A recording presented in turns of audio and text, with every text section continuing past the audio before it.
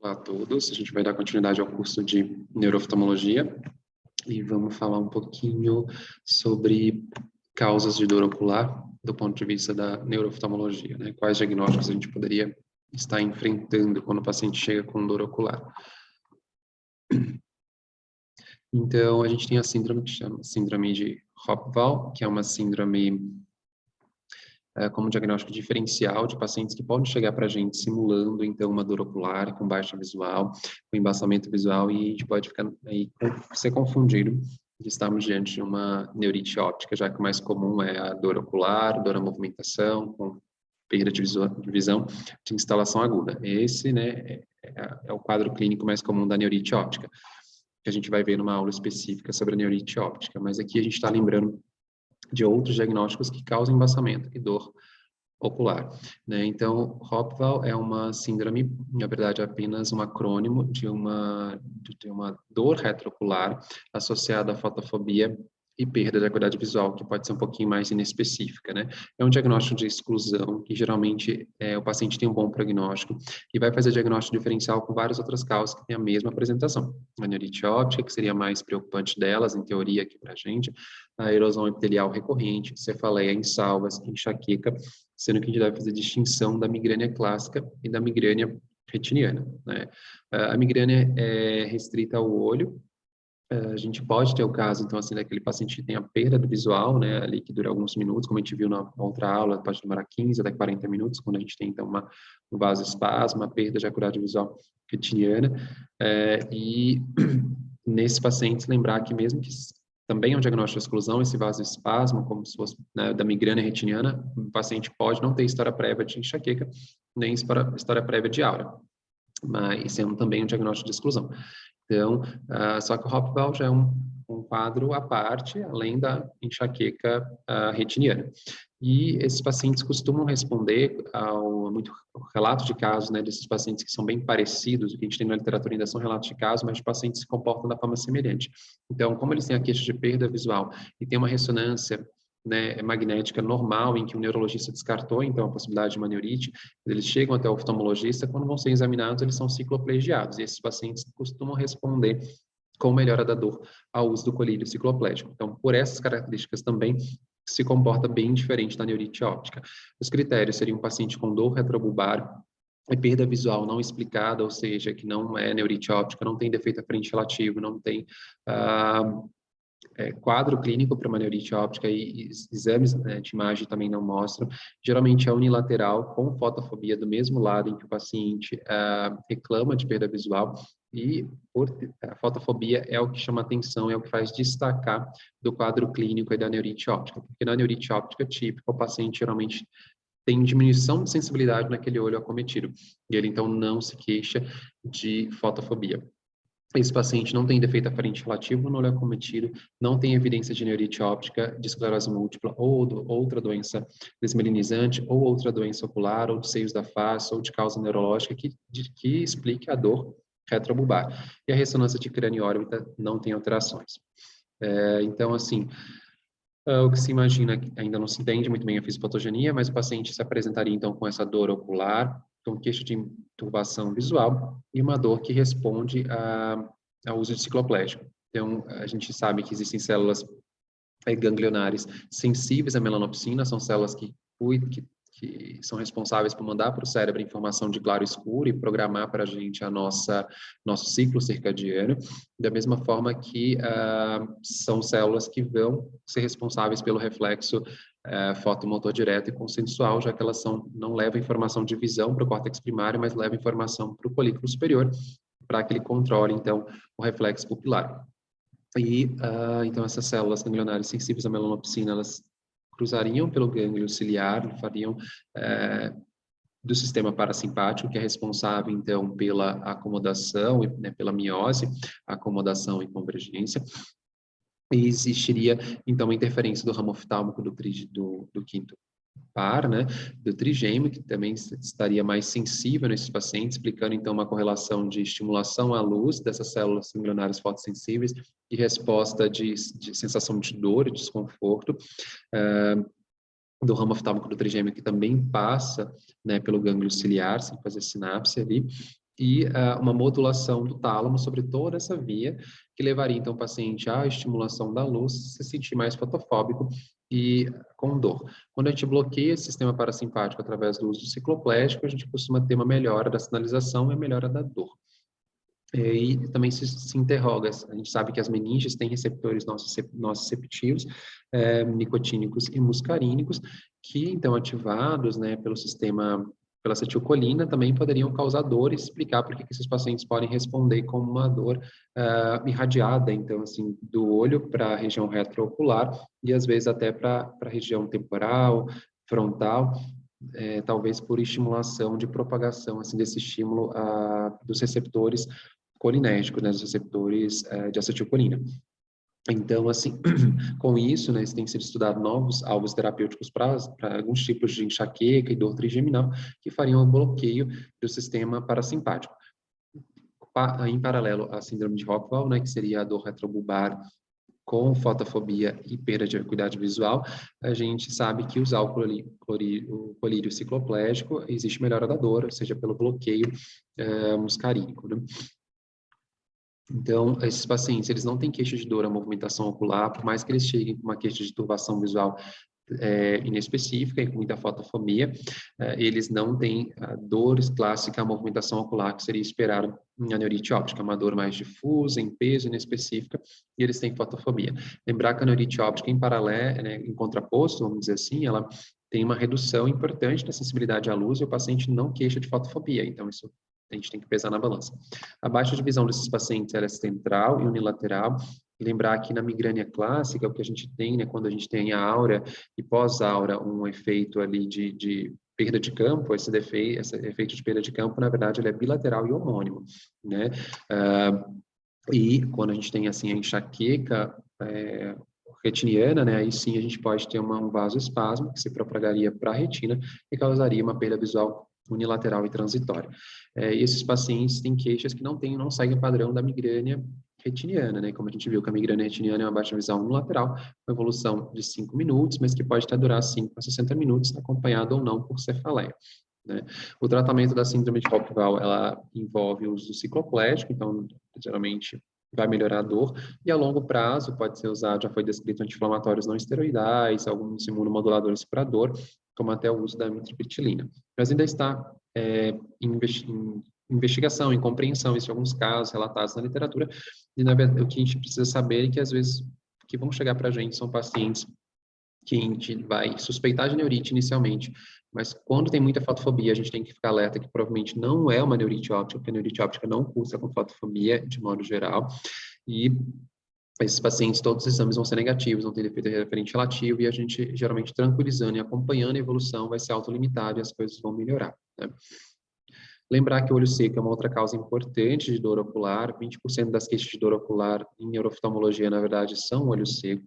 Lembrar que a gente, então, assim, tem na lágrima a produção de muco, de proteína, né, de defesa, de proteínas que mantêm também a porção aquosa e lipídica da lágrima, a porção aquosa da lágrima, a porção lipídica, e numa carência, né, ou um desbalanço esses três componentes da lágrima, a gente tem, então, um olho seco, que pode ser por falta de produção de lágrima, ou falta de produção da sua parte mucinosa ou lipídica, ou a disfunção de células de Meibomian, de glândulas de Meibomian aumentando, então, a produção desses lipídios. E com esse excesso de gordura, que é pró-inflamatório, né, que as células, os ácidos graxos são transformados em sinalizadores de inflamação, e da própria descamação do epitélio também com células acelerando a sua apoptose natural, a gente teria, então, um quadro, assim, de feedback positivo, né, de retroalimentação com piora dos sintomas, com mais inflamação e mais, então, olho seco e as coisas, assim, fazendo um ciclo vicioso de piora. Esses pacientes vão se queixar de queimação, de prurido, de pressão, de peso, de que ao piscar os olhos a visão pode melhorar um pouco, sensação de pontada, de agulhada, piora com o uso de eletrônicos ou a leitura, né, e até mesmo a movimentação ocular. Então, a gente é importante no consultório fazer testes para pesquisa de olho seco, avaliar se existe, né, o tempo de quebra do filme lacrimal, avaliar Se a gente tem ceratite nesse olho, a fluoresceína, e o que há de interessante são alguns colírios novos no mercado, que a gente sempre tem que tentar evitar a evaporação, então que o paciente melhore os hábitos de vida, não tenha exposição ao ar-condicionado, não force piscar os olhos diante da leitura, diante do computador. Faço uso de lágrimas artificiais, né, para reposição do componente aquoso, algumas lágrimas com componente lipídico associado, e existem alguns produtos na literatura já sendo, enfim, pesquisados, estudados, que são como o diclofasol, né, sódico, que ele é um secretagogue que estimula a produção de lágrima pelas células unicelulares, células lacrimais da conjuntiva, e também pela produção de muco, né, pelas células caliciformes da conjuntiva, que é interessante também. E existe, a gente tem que tentar quebrar o ciclo vicioso, diminuindo a inflamação, com o uso de ciclosporina, uso de tacrolimus, uso de corticóide algumas vezes, uso de AINES, né, na forma de colírio. E esse é o Liftigrast, que é um outro tipo de colírio, né, investigado também, que na verdade ele é uma molécula, ele é um antagonista de moléculas de adesão, né, então ele vai inibir a migração de linfócitos para a conjuntiva, para o filme lacrimal, diminuindo então a resposta inflamatória. Seria interessante, porque são opções que nós ainda não temos, né, no Brasil. Lembrar de outra causa de dor, também acompanhada de baixa visual, que para a gente tendo como base a formação como oftalmologista, a gente tem que lembrar desses diagnósticos diferenciais para não passar batido, olharmos o fundo de olho, vemos que está normal e pensarmos que tem algo retrobulbar. A gente não pode passar batido pela superfície ocular e lembrar da erosão corneana recorrente. O paciente tem uma dor episódica, geralmente ao acordar, porque durante o período de sono diminui a produção de lágrima da parte aquosa, fica mais com acúmulo de gordura e de proteína. E aí esse epitélio descamou e ao abrir então a pálpebra, que já estava frouxo, ele gruda ali na conjuntiva tarsal e se desprega então da córnea. Geralmente é unilateral, com uma dor intensa e aguda. O paciente pode ter sensação de corpo estranho, lacrimejamento, fotofobia e alguma história de trauma, de uma abrasão corneana prévia ou de cirurgia refrativa que tem então uma fragilidade desse epitélio que cresceu. O tratamento é como para um olho seco, mais intenso, e a gente deve fazer diagnóstico diferencial se existe ou não existe infecção naquela área exposta, diagnóstico diferencial se existe uma distrofia de membrana basal como fator predisponente ou um trauma prévio, e tentar, então, assim, melhorar a adesão desse epitélio e favorecer o seu crescimento, com lente de contato, proteção para infecção e uso de colírios lubrificantes. Lembrar de que toda cirurgia fotoablativa, né, como as cirurgias refrativas, o paciente pode desenvolver, então, o olho seco como causa de dor ou uma dor neuropática, realmente. Então, existe uma regeneração dos nervos corneanos dentro desses 6 primeiros meses pós-cirurgia refrativa, né, em 100% dos pacientes que fizeram PRK, em 27% dos pacientes com LASIK. À medida que vai acontecendo essa regeneração dos nervos corneanos, ele pode ter uma configuração aberrante, né, e aí o paciente desenvolver alodínia, né, que é uma sensação de corpo estranho, ou uma hiperestesia, né, com fotofobia. Aqui a gente vê uma microscopia confocal da córnea, em que existe uma regeneração desse nervo, mas de forma aberrante, fazendo um formato, né, circular. Isso tudo pode levar à dor. É mais predisposto a fazer essas regenerações aberrantes da inervação ali do trigêmeo, do ramo de V1, né, do ramo V1 do trigêmeo, os pacientes que tinham correções de altos graus, né, em que os flaps precisaram de ser maiores, quando tinha correção de alta hipermetropia com flaps maiores, ou maior profundidade da ablação para corrigir altas ametropias. Para os pacientes é controverso o tipo de tratamento a ser proposto, mas a gente pode se beneficiar de algum modulador de dor ou de canais de cálcio, etc. E aí a sugestão na literatura seria a gabapentina ou a pregabalina, né, que são moduladores ali do canal de sódio e da transmissão sináptica. O glaucoma de ângulo fechado, lembrar que ele também pode ser causa de turbação visual, embaçamento e dor unilateral. A dor geralmente é periorbital, moderada e intensa. O episódio costuma ser unilateral, geralmente depois que o paciente ele tem um fator de risco que é a câmara rasa, a exposição por um tempo em ambiente psicotópico, né, que com baixa luminosidade, que o paciente fica com a pupila em média midríase, e aí tem um bloqueio pupilar do fluxo do humor aquoso, e esses pacientes podem ter edema corneano, pelo edema corneano terem glare, terem sensação de halo, e por isso o embaçamento visual, com uma dor muito importante, fotofobia, náuseas, vômitos, injeção ciliar, então já é um quadro que coloca a gente mais diante da superfície ocular anterior, e não pensando aí num quadro retrobulbar, mas lembrar do diagnóstico diferencial com neurite, e lembrar que pode imitar também uma migrânia, já que a migrânia tem uma dor unilateral e pode ter injeção ciliar, lacrimejamento, obstrução nasal pelos sintomas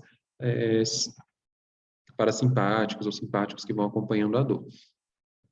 Em alguns casos, podem ser bilaterais, a oclusão de ângulo no paciente predisposto, principalmente se tem uma história de uso de medicação, como sulfa, como topiramate, ou inibidores seletivos da recaptação de serotonina, porque eles são medicações que vão estimulando uma mediomidríase. Se o paciente tem uma câmara rasa, no caso dos antidepressivos, o paciente pode estar mais predisposto a uma oclusão, enfim, a um fechamento angular, né, e um glaucoma de ângulo fechado.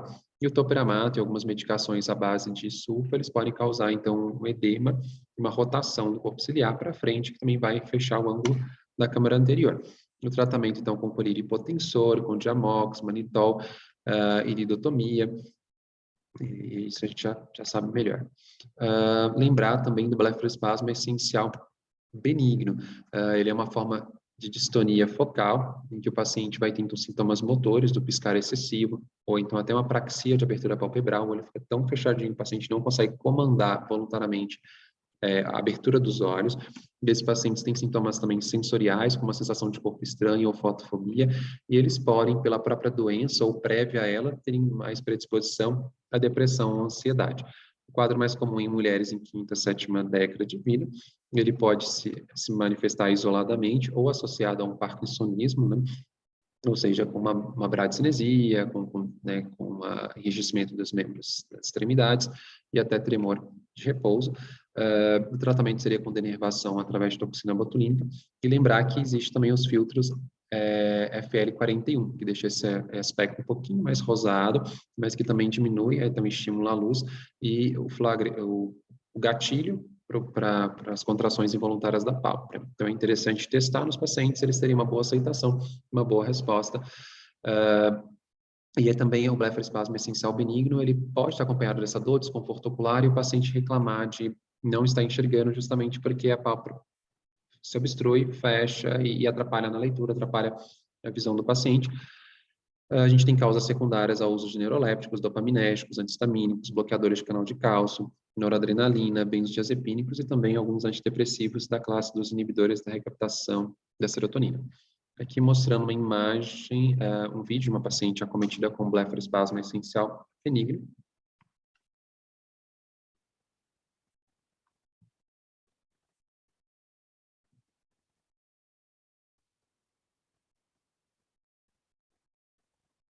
This patient has benign essential blepharospasm, which is a focal dystonia of the eyelids. You can see here how difficult it is for her to open her eyes.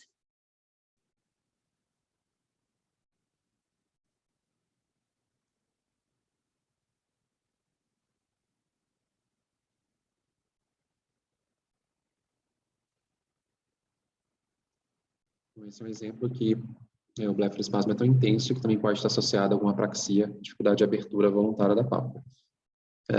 Lembrar de outras causas de dor que são unilaterais e podem simular uma neurite óptica, em que a gente tem a trocleodínia, a trocleite ou a cefaleia troclear.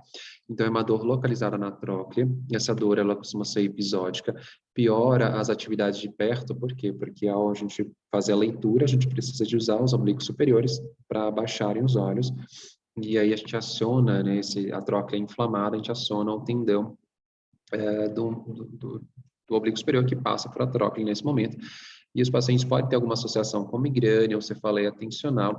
É muito mais comum em mulheres, e alguns pacientes vão ter diplopia porque eles podem adquirir uma síndrome de Brown, ou seja, tem uma limitação de elevação em adução desse olho por conta das inflamações da tróclea. O exame físico do paciente geralmente é normal, e uma ressonância pode não mostrar nenhuma alteração em órbita, geralmente, ou ali na região do nervo óptico, então a gente descarta a perineurite, descarta a neurite óptica, mas pode existir uma dor localizada à palpação da tróclea, e a ressonância pode sim mostrar na região da tróclea, se bem pesquisado, que existe uma inflamação, um borramento da gordura naquela região, e esses pacientes podem ou não ter relação, funciona a trocleite como sendo um pseudotumor orbitário, ou seja, uma inflamação bem localizada da órbita, e esses pacientes então podem ou não ter associação com algum reumatismo, alguma doença inflamatória sistêmica que está causando inflamação localizada.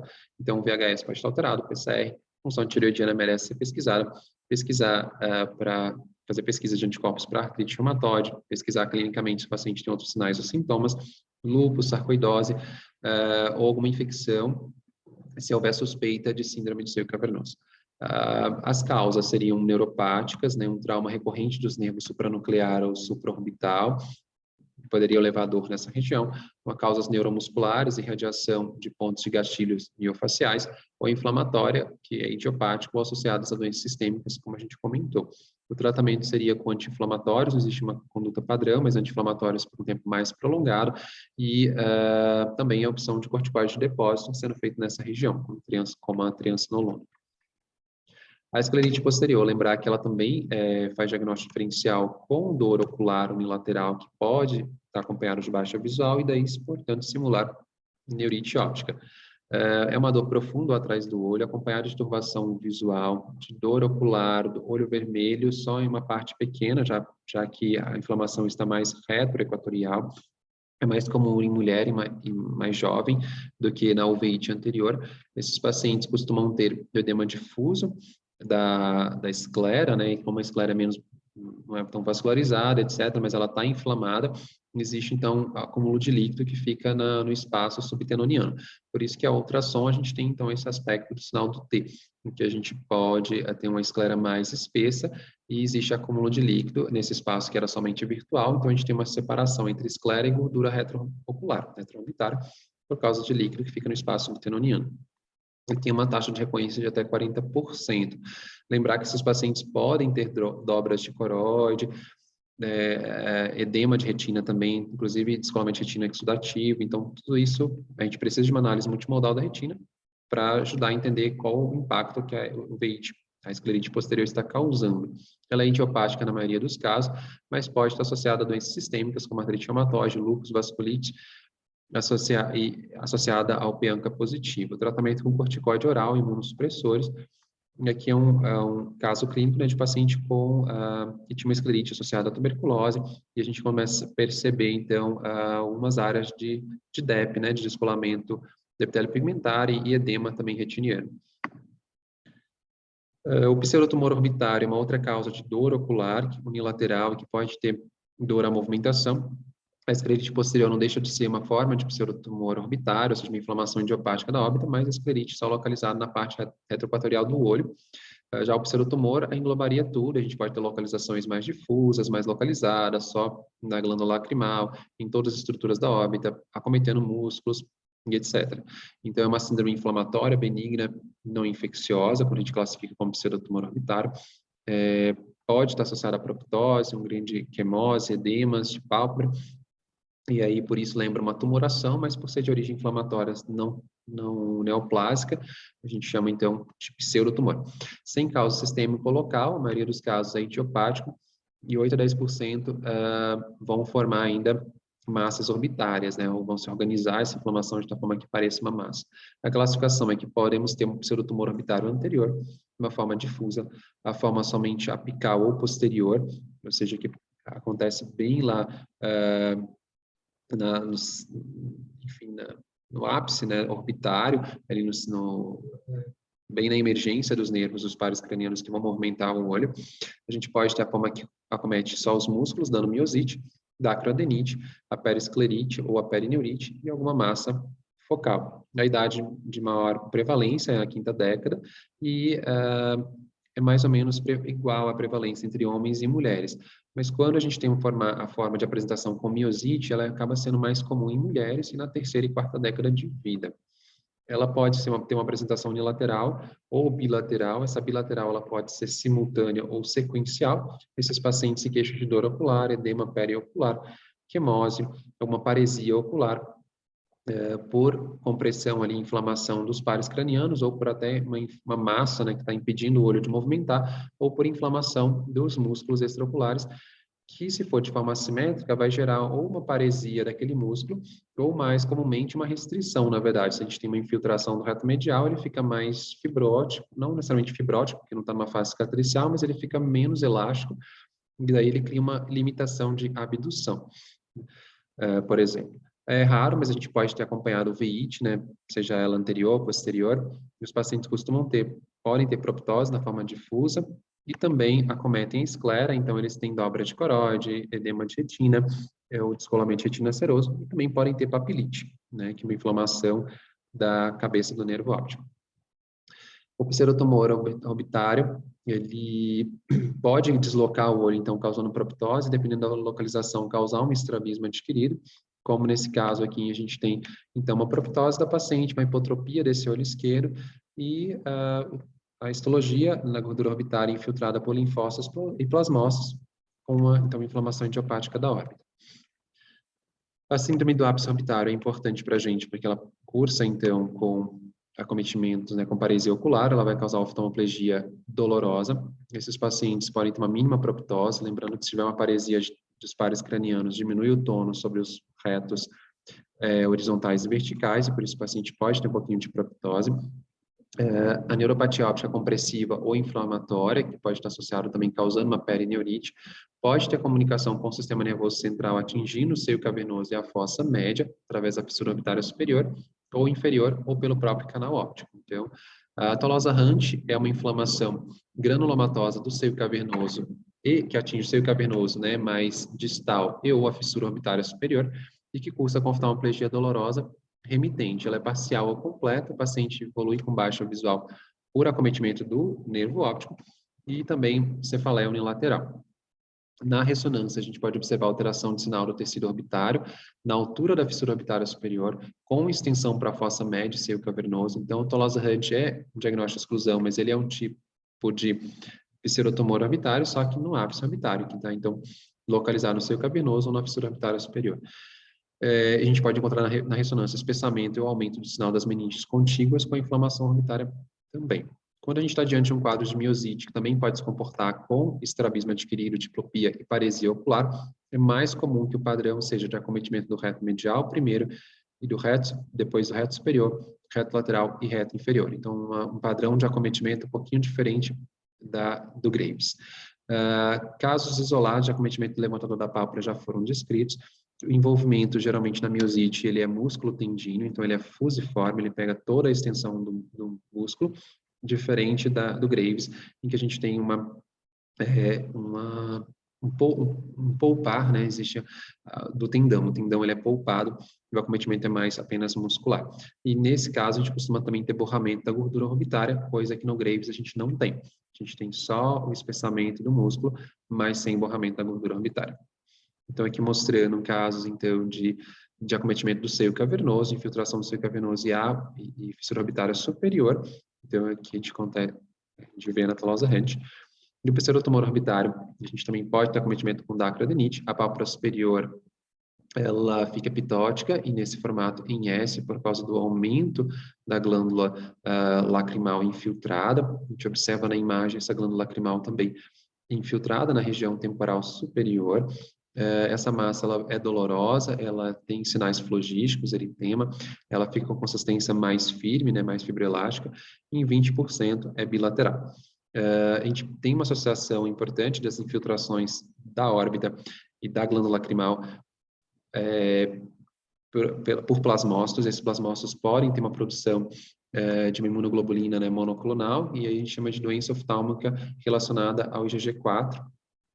Então, geralmente costuma acometer a glândula lacrimal, a gordura orbitária, o nervo óptico, ramos do quinto par, principalmente o infraorbitário. Então, quando a gente tem esse acometimento do ramo infraorbitário, é muito comum a associação com a doença oftálmica relacionada ao IgG4.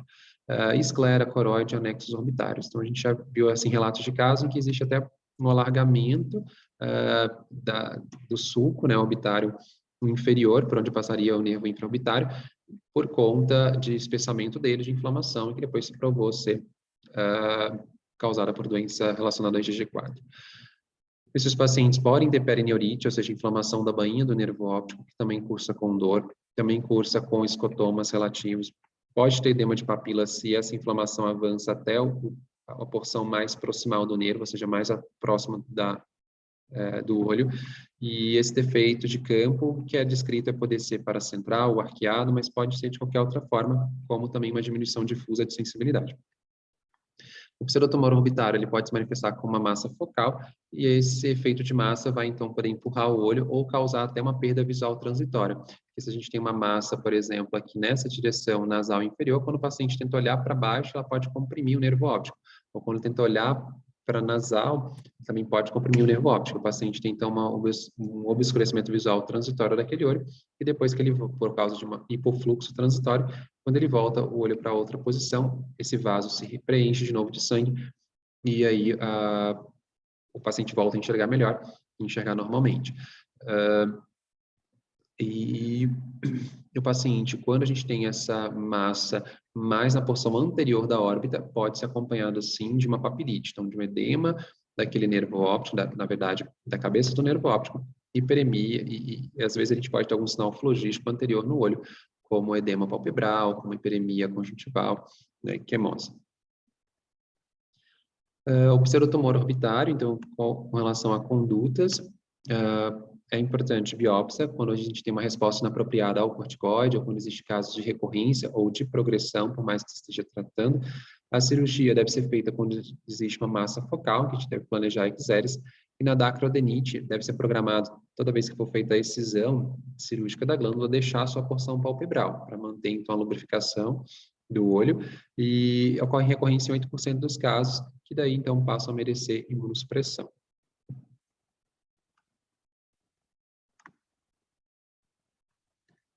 Com relação ao tratamento, existem vários tratamentos propostos. A primeira linha seria realmente o uso de corticoide, tentando desmamar em algumas semanas. A maioria dos pacientes vão responder bem, mas alguns pacientes em quadros já de acometimento da visão, quadros mais graves, ou quadros poucos responsíveis ao corticoide, que pode ser feito até na forma de pulsoterapia. A gente tem a radioterapia como opção, o uso de antimetabólicos também, o uso de agentes alquilantes, inibidores linfocitários, inibidores de TNF-alfa, imunoglobulina ou plasmaférese, nessas doses que são sugeridas na literatura.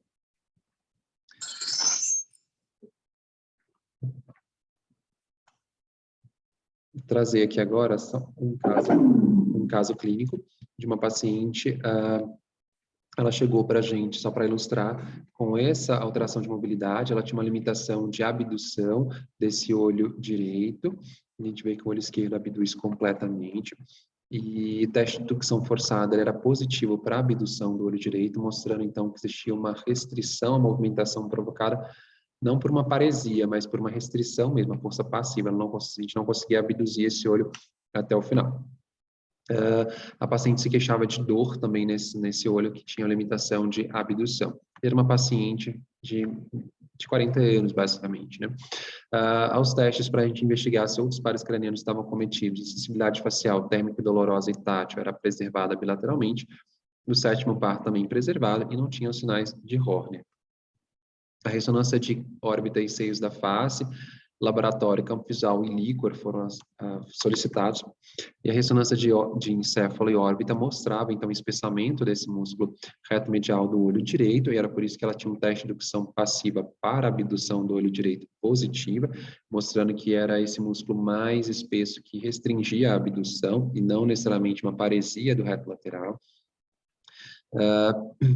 Em T2, esse músculo aumenta um pouquinho a sua intensidade de sinal, e com contraste, ele capta contraste. Aqui mostrando em cortes coronais, as mesmas imagens, mostrando que ele está bem mais espesso, seu ventre mais espesso do que do reto medial contralateral. Também agora com contraste, ele capta mais contraste do que os outros músculos extraoculares. De laboratório, essa paciente tinha uma anemia leve, né, com uma leucocitose e alteração da glicemia, de PCR.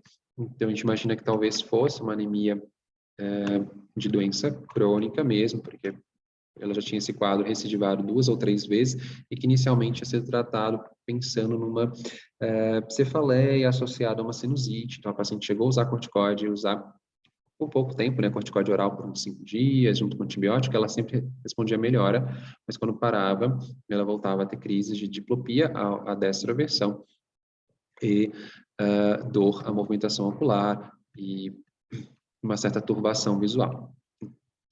E aqui outros exames também negativos, de um anti-TPO um pouquinho tocado, mas que não chamava muita atenção. O campo visual, então, do olho direito mostrava uma diminuição de sensibilidade, mas não era totalmente confiável, paciente com perda de fixação, mas em todo caso, sinalizava para a gente um pouquinho, ela tinha uma baixa de acuidade visual e uma diminuição de sensibilidade. O líquor não veio com alterações importantes. E a hipótese diagnóstica ficou, então, como pseudotumor inflamatório idiopático na órbita direita. Poderíamos estar diante de uma neuropatia óptica inflamatória ou compressiva, porque ela tinha uma alteração de campo, que não foi confiável, mas a gente clinicamente imaginava que existia, porque tinha uma queda da acuidade visual central, e aí ela tinha, então, um estrabismo adquirido por conta dessa restrição provocada pela miosite. Ela foi submetida, então, à pulsoterapia durante 5 dias, depois mantida com corticoide oral. 7 dias após a pulso, esse campo visual melhorou bastante, mas também foi um campo mais confiável, porque ela conseguia fixar bem. E ela ainda tinha uma microesotropia na destroversão, e foi mantido, então, a prednisona 80 mg dia, com uma certa melhora da abdução desse olho direito, e o DAR, que antes era positivo no início, ele agora ficou não tinha mais defeito aferente relativo, e a acuidade visual preservada nos 2 olhos em 20/20. Então, aqui só para ter uma ideia da evolução, ela com 21 dias de pulsoterapia, reduzindo, então, progressivamente a corticoterapia, e ela mantinha, então, melhora, com 50 dias já tinha melhora completa da motilidade ocular. 3 meses após pulsoterapia, já estava usando prednisona 10 mg dia e reduzindo, né? E a evolução, só para mostrar a imagem no início, depois ela acabou não fazendo uma nova ressonância, mas fez uma tomografia de crânio, pelo acesso ao exame, na verdade, e a gente vê uma redução importante do volume desse reto medial, que voltou a ficar mais simétrico em relação ao outro reto medial, e parece, de fato, bem menor do que o que a gente vê na ressonância no início do quadro. É isso. Vamos dar uma pausa aqui para a gente depois seguir falando sobre perda visual transitória.